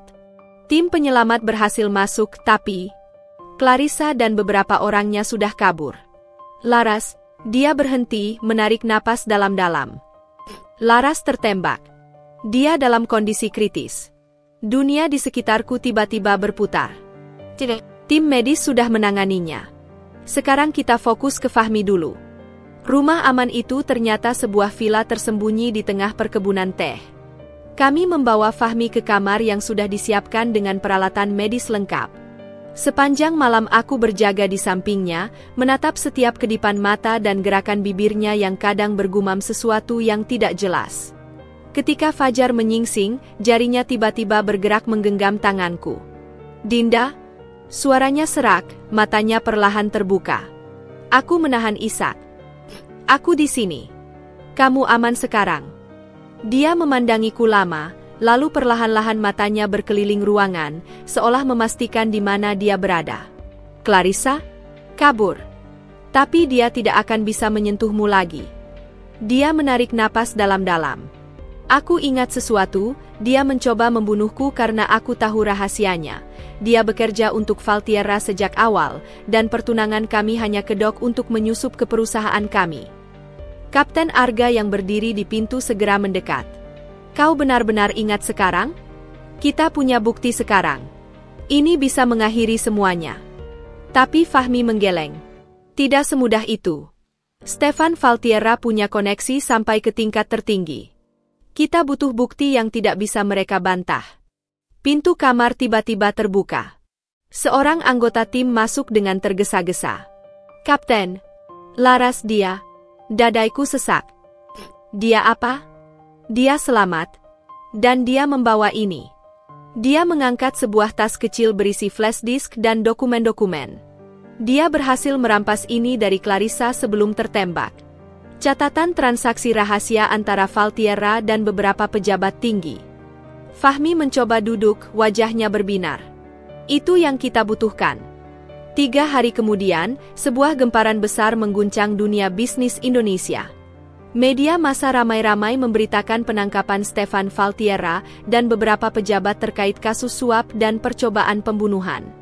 Clarissa berhasil melarikan diri ke luar negeri, tapi namanya sudah tercoreng di mana-mana. Keluargaku, yang ternyata juga menerima tekanan dari Valtierra selama ini, akhirnya meminta maaf secara terbuka. Pertunangan paksaku dengan Ardi dibatalkan, dan meskipun hubungan kami masih renggang, setidaknya mereka tidak lagi melarangku bertemu Fahmi. Di balkon villa yang menghadap ke hamparan perkebunan teh, aku dan Fahmi duduk berdampingan menyaksikan matahari terbenam. Tangannya yang kini hangat menggenggam erat tanganku. Aku punya pertanyaan, kataku sambil menatapnya. Ketika kau menolak lamaran itu, apakah karena kau masih mencintai Clarissa? Fahmi memalingkan wajahnya ke arahku, matanya jernih dan tenang. Tidak. Aku menolak karena saat itu, aku masih terjebak dalam masa lalu. Aku benci Clarissa, tapi kebencian itu masih mengendalikanku. Dia mengangkat tangan kami, menekankan setiap kata. Dan kau pantas mendapatkan seseorang yang bebas, yang bisa mencintaimu sepenuhnya. Dan sekarang? Dia tersenyum, senyum yang tulus dan hangat yang membuat jantungku berdebar kencang. Sekarang aku bebas.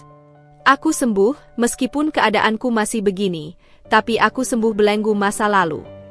Dia mengeluarkan sesuatu dari saku, sebuah cincin sederhana dengan batu biru kecil.